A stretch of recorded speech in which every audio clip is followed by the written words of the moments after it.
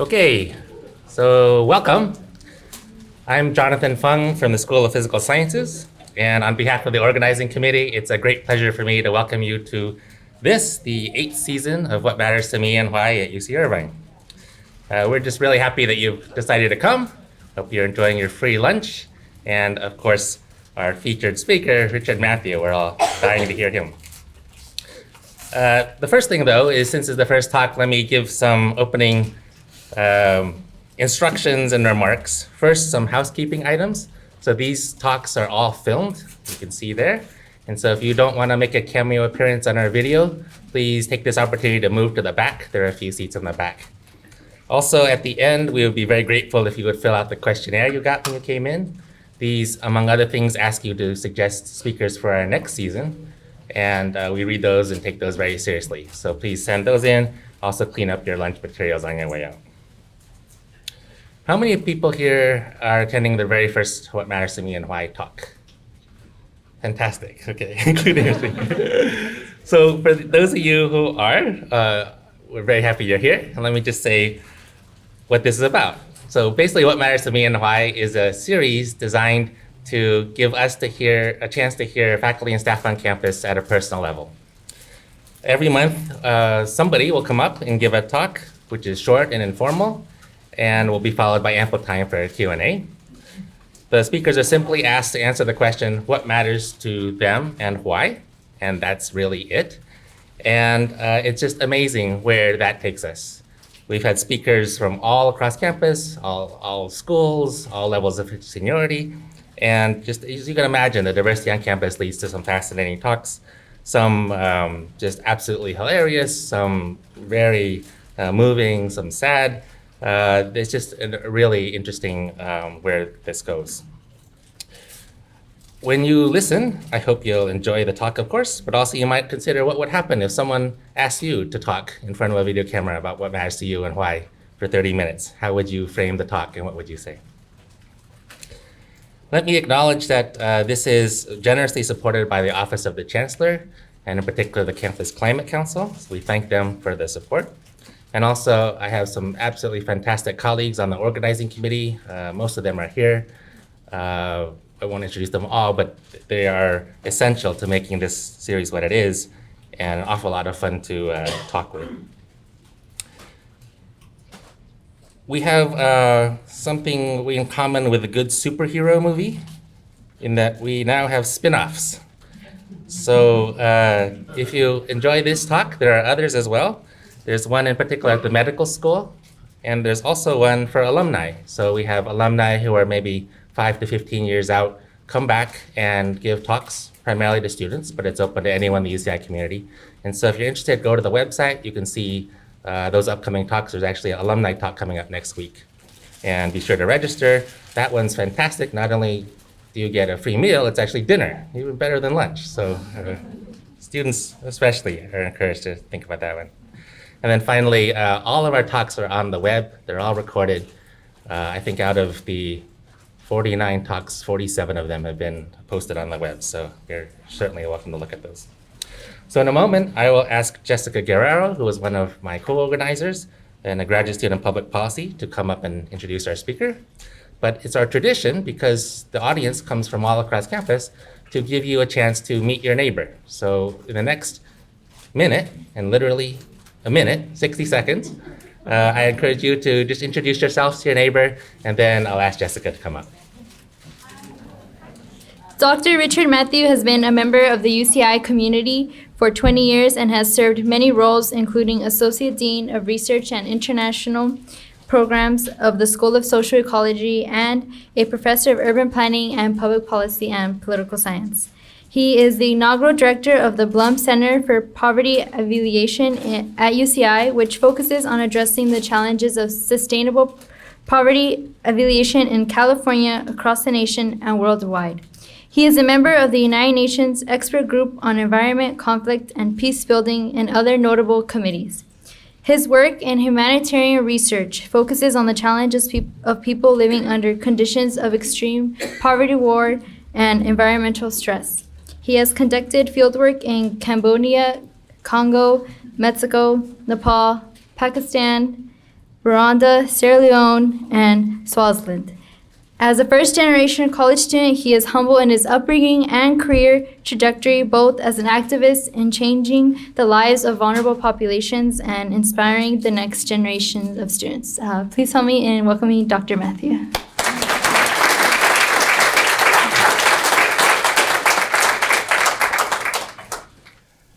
I guess if I was going to describe what I do in a word, it would be, the word would be suffering. I study intense human suffering, and that's been interesting for me because it has forced me to confront a series of questions about my own relationship, not just about why does suffering happen, why is it so extensive, but my own relationship to suffering and what I'm going to do about it, what I can do about it. And also because the suffering I witness and investigate often occurs in remote regions of the world.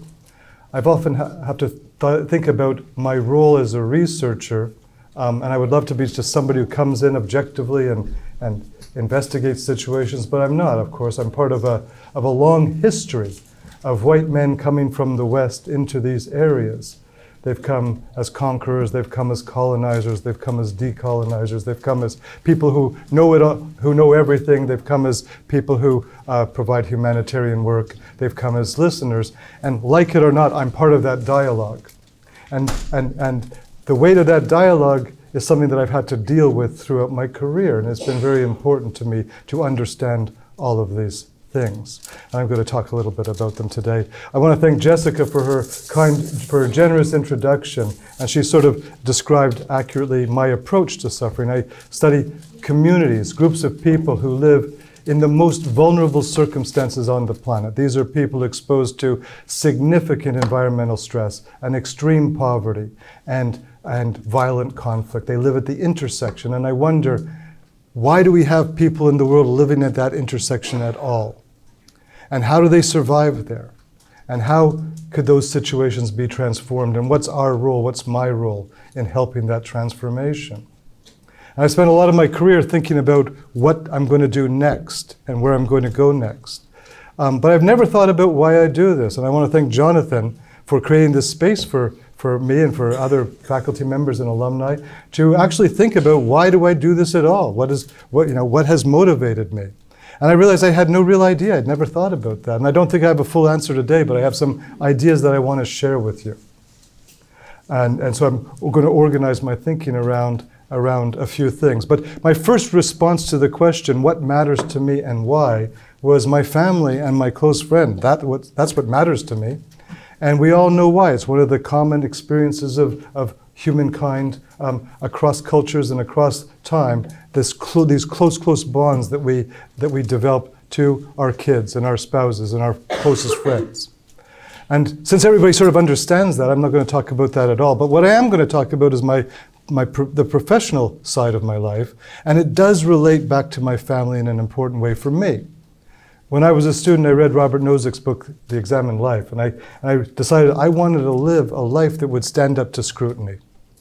And the scrutiny that is most important to me is that of my children. I want to live a life that will bear their scrutiny, so that when they're older and they look back at their father, they will say, okay, he wasn't, and the way to do that today, I think one way to do that is to take a position on some of the issues that they are going to have to deal with in their lifetimes, the big environmental challenges, the enormous inequality, the continuing violence that our society and many others face. So I want my children to know that I did not deny the existence of those issues, and that I want to participate in finding ways to address them. And so in that way, everything does relate back to my family and my closest friends. But what I'm going to talk about is, why do I end up doing this? And there's a bunch of images, and they're sort of photographs mostly taken by me, almost all of them over the past 20 years in different parts of the world. And I won't talk to them explicitly, but they sort of provide a background. But I do want to start and I'm going to start talking about my early years, and then a set of changes that took place in the world when I was in that decade between graduate student and postdoc and my first job, and then what I've done driven by those sort of micro level and macro level forces with my life so far. And psychologists tell us that we remember most intensely that period from about 10 to 30. I'm not a psychologist, I don't know if that's true, but it makes sense to me. That's what I remember. I don't remember anything before I was 10. So I'm going to talk about those years from 10 to 30, where so much happened to me. And I don't know if that's, a neurological issue, we just remember a lot, or those are really the formative years for us. But we all apparently have a lot of clarity about what happened during those periods. And so the first part is when I was young, and I grew up in rural Quebec. And I was born and raised in rural Quebec. And the single most powerful memory that I have was of the weather. There's a songwriter, Gilles Villeneuve, who wrote a song called Mon Pays for a documentary, and it became sort of the informal anthem of Quebec. And it starts off, Mon pays, ce n'est pas un pays, c'est l'hiver, which means my country is not a country, it's winter. Quebec is a place like everybody on Game of Thrones is afraid of Quebec. Quebec is winter, and it was a very unique lifestyle, waking up in the morning and discovering what the weather would allow you to do. I've experienced weather as cold as 55 below. 20 to 40 below was normal when I grew up. And you would learn in the morning, were the roads clear, were schools open, would your cars start? Winter was such an enormous thing. It lasted 6 or 7 months of the year, and it determined our lives in significant ways. And I grew up with a deep love of the other side of Canada, space.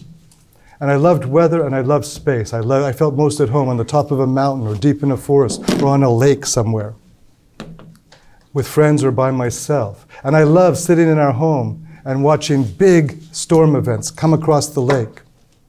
It was better than anything that they had on television. So I grew up with winter.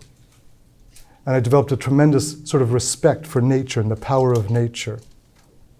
And scattered across the Canadian Shield are all sorts of farms and small villages and a few cities. And I grew up in one of those small villages. And my parents were young adults in the 1960s. And I remember thinking when I was a teenager, wow, the 60s just went right over their heads. They missed it all. They missed sex and drugs and rock and roll. And I wanted to be a kid I wanted them to be hippies. I wanted them to tell me about how they dragged me to Woodstock when I was 2. But that didn't happen. But thinking about in the past few days, I realized that the 60s didn't elude them at all. That in fact they embraced some of the themes we associate with that period in a very powerful way. And one thing was they believed completely in progress. And they believed the world was set up as a competition between the Soviet Union and socialism, Marxism, and its promise of emancipation and lifting everybody up. And the alternative to that was the US capitalist set of arrangements and its promise to emancipate and lift everybody up. And having been children in World War II, they believed in the possibility of progress. And my father's own life, he started off, neither of my parents went to college. He started off in a factory on a conveyor belt. And 20 years later, he was the president of a fairly large company in Quebec. And he believed that progress was possible for everybody. The other thing that they embraced was an absolute unconditional acceptance of the ideas of civil rights, environmental protection, and the emancipation of women. For them, they were obvious, and I was raised believing that those were obvious features of what a progressive world would look like. And this linked very closely to what was called in Quebec the Quiet Revolution, a dramatic change that was taking place. So I had to introduce my parents to Bob Dylan and Leonard Cohen and Queen and the Rolling Stones. And I felt that was the reverse of what it should be. But they did embrace a lot of that period in an important way. And and a lot of their ideas of what was possible, they focused on me and my life. And one of the things that I heard from the time I was very young was, you will go to university, and you will go to medical school, and you will become a doctor. My father liked to say, I started here, and I'm working my way up. You will be able to start here. But I was going to, to make that possible, my father would go to secondhand bookstores and he'd come back with boxes full of books. And the one thing I learned very young was to read. And so even before primary school, I was already reading, and my parents were pushing books in front of me. And this posed a problem for a kid in rural Quebec, because it was one small school that I went to. And when I got to the school, I was the only kid in the class who could read. And it was a small school, and there wasn't a lot of options. And the teachers and the principal and my parents sort of looked at the situation. They said, well, we could put him in a higher grade, but in every other way, he's a little 6-year-old. And maybe going into a grade 4 or 5 just on the basis of his reading alone is not a good choice. So what they informally agreed was that I could do whatever I wanted. And as long as I was keeping up with the schoolwork, I had carte blanche in primary school. I could stay at home, I could read books, I could walk. I used to leave school at recess and walk home, and the teacher would call my mother and say, he's on his way back. And my father thought, well, this might be okay in a small school in rural Quebec for a couple of years, but it's not a long-term strategy. And so one day he put me in the car and we drove to the city, and I spent the day being interviewed and writing tests. And a few weeks later we got a letter back. And it said, congratulations, you've been awarded a full scholarship to what was a very elite private boys' school. And the promise of the school was actually run by ex-military officers from Britain. And the promise was that through harsh discipline and rigorous physical and intellectual training, they would produce the next generation of Canadian leaders. And my parents were delighted that I was accepted into this school as a scholarship student. My father drove me there on the first day of school, and he said, this is where everything starts for you. From this school, you will get into a university, and you will go to medical school, and you will be able to do whatever you want. And he said, I'm not going to embarrass you by walking you in. You've got to figure this out on your own. I'm proud of you. And he let me out of the car and drove away. And I didn't even know what door to go into. And I stood there and I went into the school, and it was such a dramatic change from what I had experienced. There were all sorts of rules. You couldn't run up the stairs. You couldn't talk in the hallways. You had to stand when somebody came into the room. There were all these rules that I was completely unfamiliar with them. And almost every kid except for me was from a very well-to-do family. And there were things I hadn't been exposed to. There was bullying, intense bullying. And I figured out that, okay, every class had a couple. This is a private boys' school run by military officers. And every class had a couple of bullies and a couple of victims. And in that school at that time, I figured out who the bullies were and who the victims. I said, I can steer clear of all this. One of the things that they would do is but I watched these kids. They would be, pinned to the ground, and their shirts would be undone, and people would spit on them and do things and call them gays and that sort of thing. And that was sort of the most negative term that they could apply to these kids. And it connected to a series of stories that were going on in the background of the school, which I was, I think, 11 years old. I had no idea what to make of all this. But what was being told by my classmates was that there were a couple of teachers who were having sex with a couple of these boys. And they were that students were tormenting those boys. And they knew exactly who these teachers were, and one of them was always in the boys' locker room and making sure that we were respecting the protocols of hygiene and not fighting and not being loud and so on. And over my first couple of years there, a few comments made by the teacher, and I began to despise the school. I hated everything about it. I hated its rules. I hated this strange thing that was going on. It later turned out that it was true. And the two teachers who my classmates knew about, one committed suicide, another left the country, the school was sued. It was a dark history. But I didn't really understand it. I just knew that I hated the school. I couldn't stand it. And when I went home, my parents adored the fact that I was at the school. Not only did they love it, but all my relatives loved it, all my neighbors loved it, the teachers from my primary school loved it, my classmates loved it. I was sort of the small town hero going to the school. And I didn't know what to do about it. And when I was 15, I'd been at the school for a few years, and I woke up one night at about 3:34 in the morning, and I went down to our basement. And my father had an old backpack, and I took the backpack and I put a couple of big plastic bags in it. Plastic was the rage back then. And a hunting knife, and a blanket, and a change of clothes, and a little bit of food, and the cash I had. And at 4 in the morning, I walked out of the house. And about an hour and a half later, I hitchhiked for the first time in my life, and I got a ride. And I found myself in a car heading, I had no idea where, and I really had no idea what I was going to do. And over the next few days, things went terribly, terribly badly for me.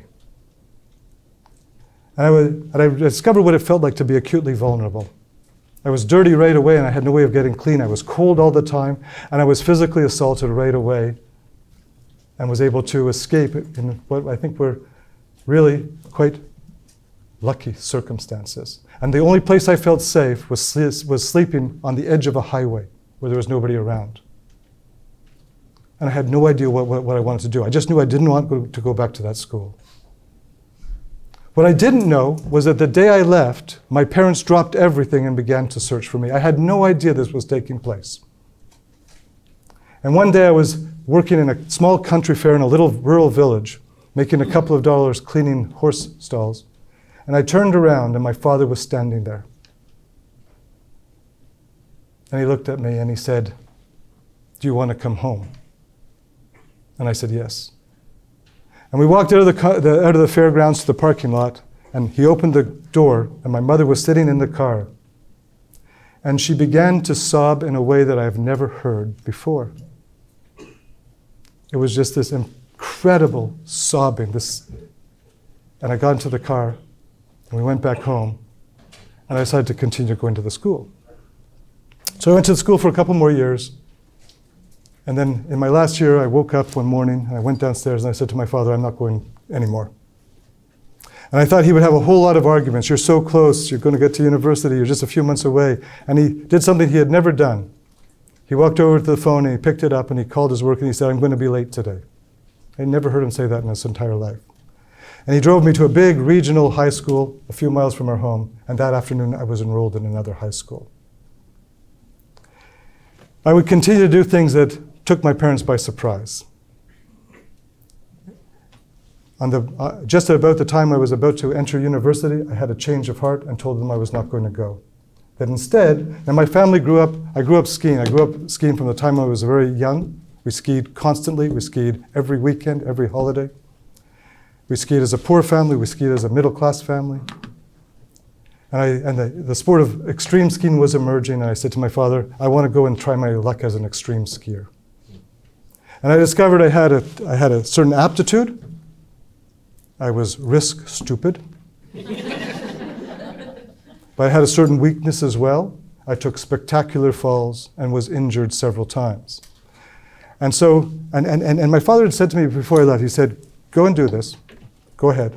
He said, I've got your transcripts and I got your SAT scores and I got everything. Can I put in an application for you to university? And I said, "Sure, but I know I want to be a skier now." And after about my third or fourth visit to the hospital, and the injuries actually took years to recover from, I was talking to my father on the phone and he said, "You've been accepted to McGill University." He said, "Do you want to come home and give it a try?" And I said, "Yes, I'll do that." And I came home and I discovered that I absolutely loved the university life. And my parents said to me, "You didn't get here exactly the way we had anticipated, but you're here, and that's okay. And the next step is medical school, and everything is going to work out according to plan, thank God." And one of my teachers said to me, "Medical school, law school, yeah, you're doing the right things, you can get there, but have you ever thought of a PhD?" And I said, no, I've never thought of it. And he said, "Why don't we put in an application?" He said, "You've got that sort of mind, it might work out. Let's give you another option." I remember the day I came to my parents and I said, "I've been accepted to Princeton University in a PhD program and I'm going to go." My father took me and my mother out for dinner and he said to me, "I started off here and over the course of my life I've moved up here. And if you go to law school, you'll start up here and move up. If you go to medical school, you'll start up here and move up." But he said, "I've been looking into PhDs and they start around the level of a shift manager." And he said, "Do you really want to do that? Do you really want to do that?" And I said, "Yes, I want to give it a try." And we were talking, and I said, I said, "A few years ago, you remember that I ran away from home?" And, "Oh yeah, we remember." And I said, "I just wanted you to know, I've always wanted to tell you that I loved our family, I loved the household, I loved being at home. It was the school, and that's what I was running from." And I said, "I hope it didn't upset you too much." My father took his wallet out and he opened it up and he took a piece of paper out and he unfolded it. It was the note I had left. And he said to me, "Someday maybe you'll have children and you'll have a sense of what it was like to wake up one morning and discover that your son had left. Yeah, we'll remember it." Anyways, I left Quebec, rural Quebec and ended up in New Jersey, and in a PhD program. And I was sort of a fish out of water there. I wasn't prepared in the same way all the other sophisticated kids were prepared. But I was in the right place at the right time. I was in political science studying international relations, and the world was undergoing a dramatic change, a truly dramatic change. The entire field of international relations was sort of a response to World War I and World War II, and had built largely around understanding the Cold War and the competition between the Soviets and the US, and the possibility that a third nuclear war might happen. And that was what people talked about and wrote about and thought about, and all of a sudden, unpredicted, just like that, the Cold War ended. And as a graduate student, we sort of felt, wow, much of what has been developed over the past 5 decades is no longer really that relevant. And it was like looking at a blank sheet of paper, and we realized, we were bold, we realized that we could shift the field into a new direction, and that we needed to do that.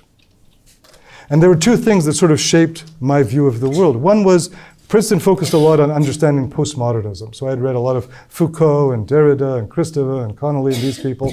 And one of the messages that I got out of that was that really both Marxism and capitalism had failed to deliver. And that, well, yeah, there was a higher improvement in literacy and people had enough cash to buy a TV and a cheap car.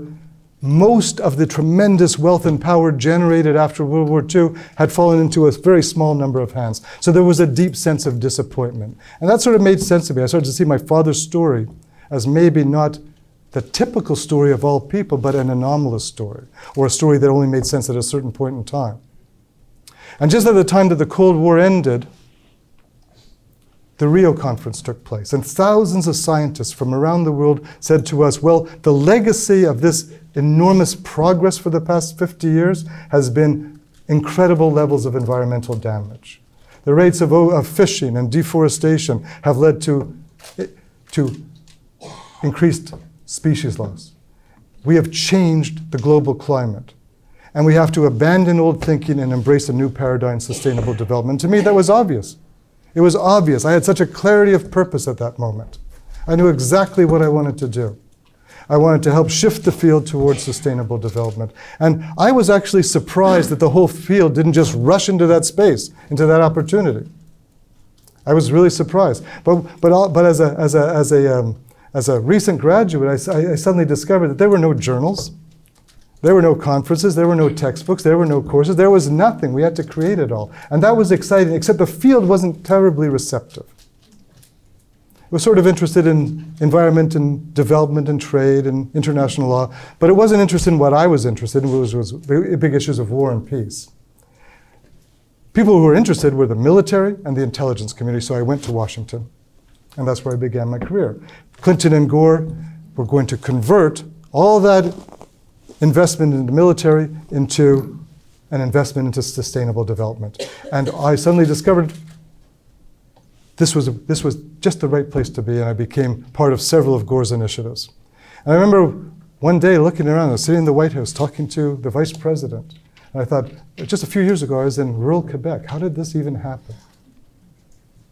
And it was sort of exciting to feel that we were really relevant, that we were really changing things in a significant way.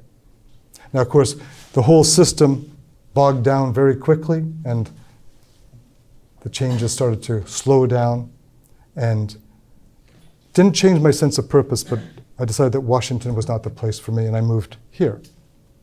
And I want to conclude with a few comments about what I've done. I started off working on sort of trying to understand environmental change in relationship to the conditions that lead to violence and during violence and building peace after violence. And that was my focus. And it was a very small group of people who did this, a very small group of people. And we had to create everything. We had to create the journals, and we had to create the syllabi, and we had to create the conferences, and that was exciting to do. And we got a little pushback from the field that we thought this might be a fad. But, we got to know everybody. It was a tight, close-knit community. And I've been doing this work for a few years, and I got a call from a guy, a very senior person, at the world's biggest conservation organization in Switzerland. And he said, your name came up to me. And he said, I represent the conservation community, and we would like to be briefed on what you academics are finding out about the link between environmental change and violence. He said, would you be willing to be part of a study, a state-of-the-art review study? And I said, of course I would. And I got to know this guy very well, and we've worked together ever since then. And he invited me to go to Paris to deliver the findings of our study to the OECD. And after I'd given that presentation, the contingent from Pakistan came up to me and said, what you've described sounds like what's going on in northern Pakistan. In my mind, northern Pakistan was the Taliban, it was the staging ground for the war in Afghanistan, but that had sort of come to an end, and I said, absolutely, I'd go there immediately. So my wife said, fine, go. So I went to northern Pakistan. And that was where I stepped into my first refugee camp, Jalozia, at the time the biggest refugee camp in the world. And I was there with a conservation guy who'd been working in conservation for years and sort of was very, very knowledgeable about working around the world, and myself, and we had a Pashtun driver. And then we said, we want to go to Jalozia, and the driver said, okay, great, we'll take you to Jalozia. On the edge, there's a set of market stalls, and they sell all the stuff they give to refugees. You can buy sandals and shoes and t-shirts and toiletry kits, very cheap in those stalls, and you can talk to people. But he said, but don't go in the camp. The camp there's no regulation in the camp. Don't go in the camp. So we stopped the car in front of the camp, and the guy I'm with walks right into the camp. And my driver looks at him, and he says, don't go. He said, go to the stalls. Talk to people in the stalls on the side. I thought, okay, this is a moment. So I walked right into the camp after him. And this was before 9/11, you could get away with doing that then, luckily. And I didn't see where he had gone.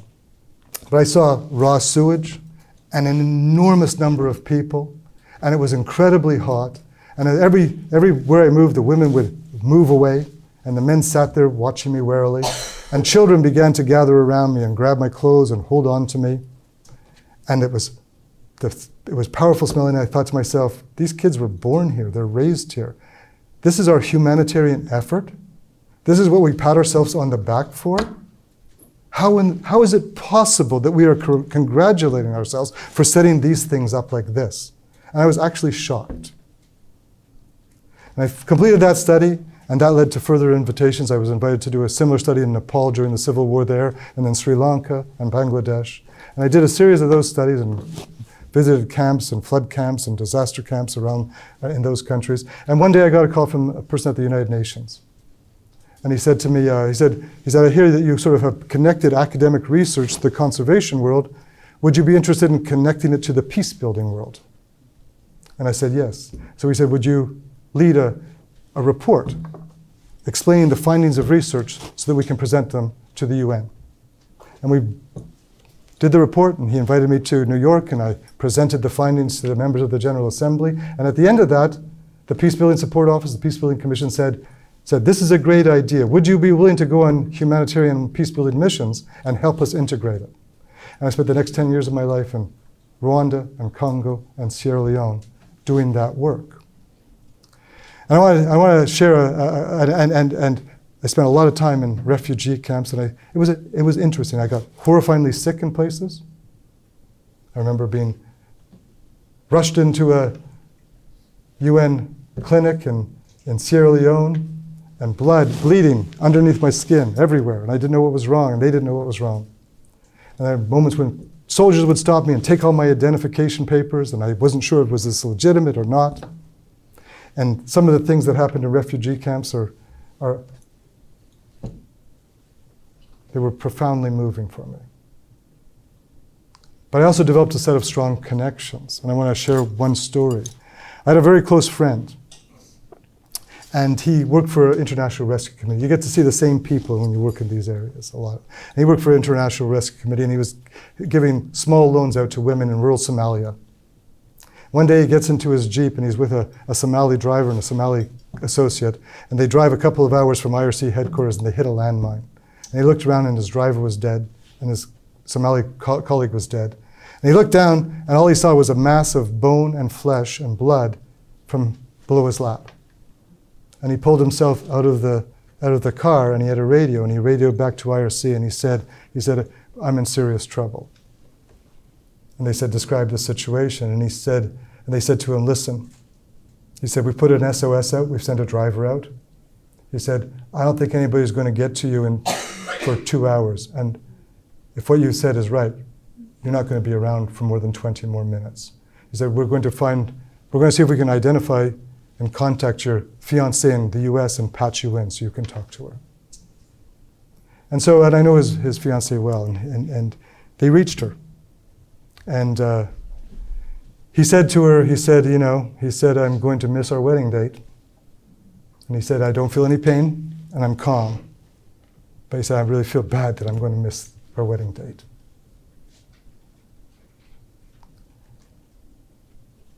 A few miles away, there was a small MSF clinic.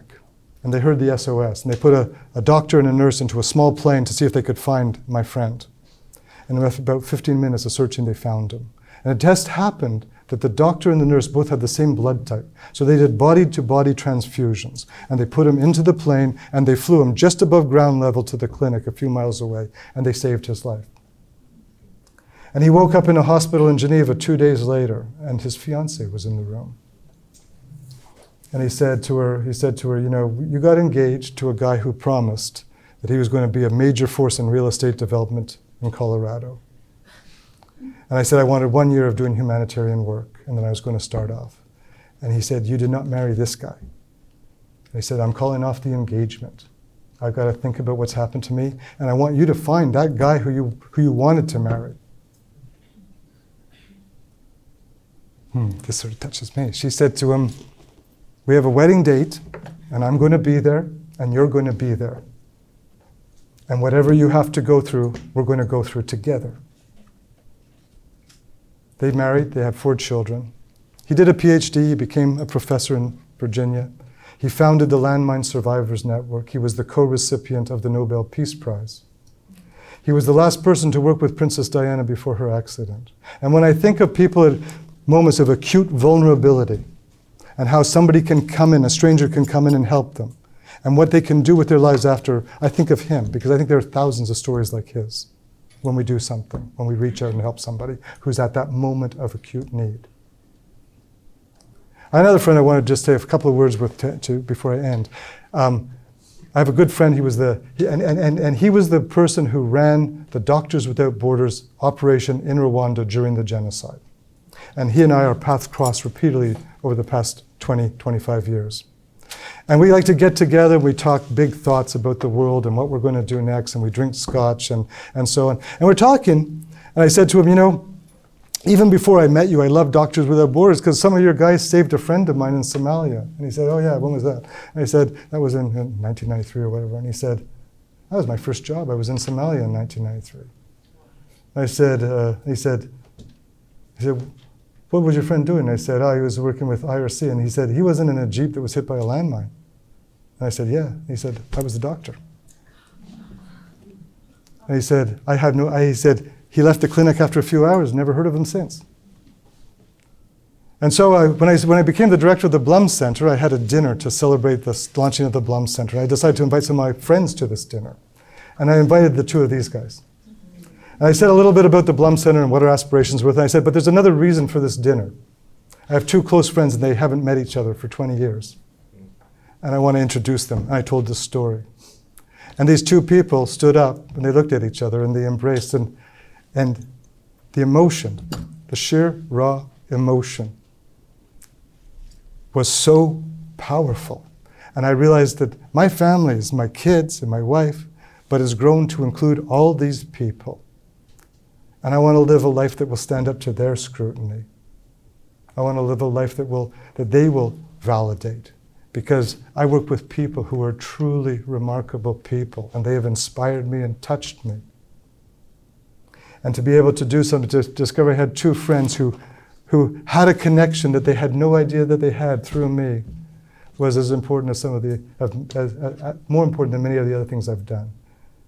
Since that day, we've worked to consolidate our research over the past 20 years. I was able to help found the Environmental Peacebuilding Association. I'm delighted to say we're having the very first meeting, which brings together 250 people from all over the world at UCI later this month to talk about the challenges of rebuilding Syria and Yemen and Colombia and Afghanistan. And to be able to create a space for people who have been doing this work since Rio, since the days after Rio, is one of the most exciting moments of my life. And what I've learned about working in the field, it's compelled me to reflect on my role, my responsibility, the tradition I represent, the stereotypes that come with me, the preconceptions that I bring with me. I'm trying to sort that out so I can write something about that one day. I've been able to use it to take on some other issues. I work with a wonderful team of spatial analysis flood modelers that brings very powerful tools into the hands of extremely vulnerable communities in Malawi and Nepal and Paraguay. It's exciting work. I think to myself, I started this off talking about how I wanted my children to be proud of me. But when I was thinking about what I wanted to say today, I thought a little bit of my parents, and I thought, they're no longer here. But I think if they were here, my life would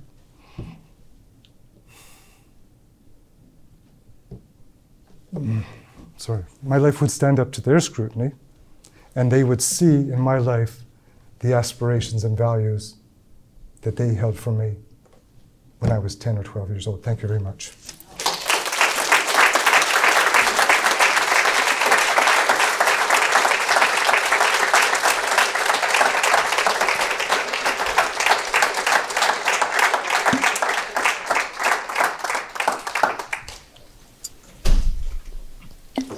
Someone say, wow, I think I agree. I think we could have all sat here for many more hours spellbound, but we do have some time for Q&A.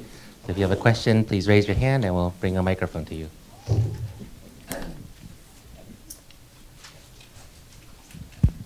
Richard, could you describe that refugee camp that you said was that you walked into? Was there a fence around it, and how many people were there, and so forth? So Jalozzi was outside of Peshawar. It was the biggest camp for Afghan refugees. It had, I think at its height, about 70,000 people, and that's when I was there.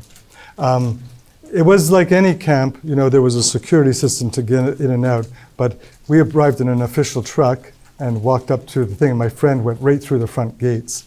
And now, getting into refugee camp, you go through a process of you know, showing your documentation and being introduced to the camp and all that. That was an unusual moment where we were able to just walk right in. It's never happened before or since to me.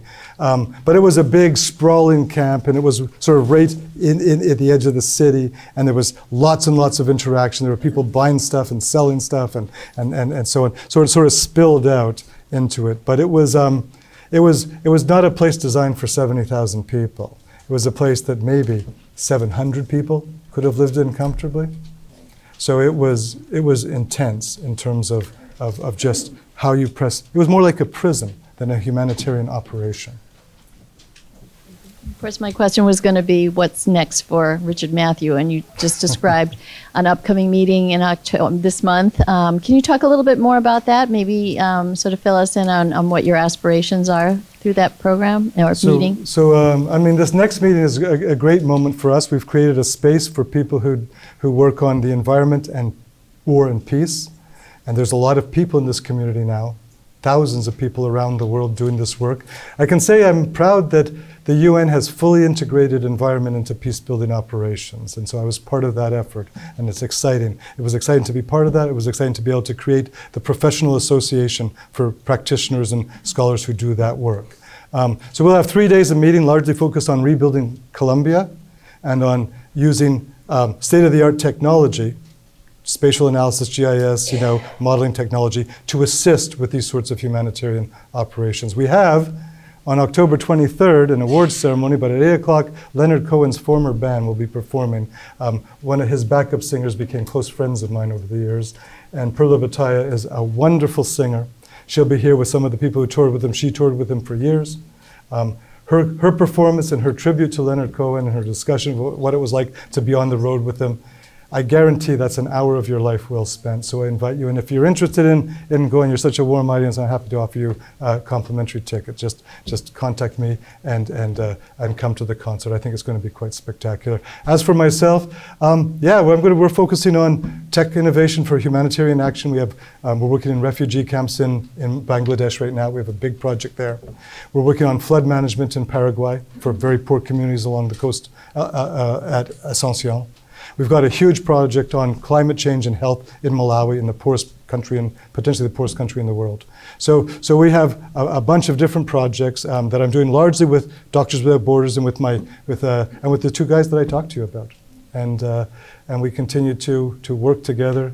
And I don't know how many more years I have of this, but I'm very happy with what I'm doing. And I'm very grateful to UCI for allowing me to do this sort of work. Thank you. So how do you bear, how you feel you see so much poverty, so much suffering? When you come home, what is it like? How do you live day to day and not be, in a corner somewhere?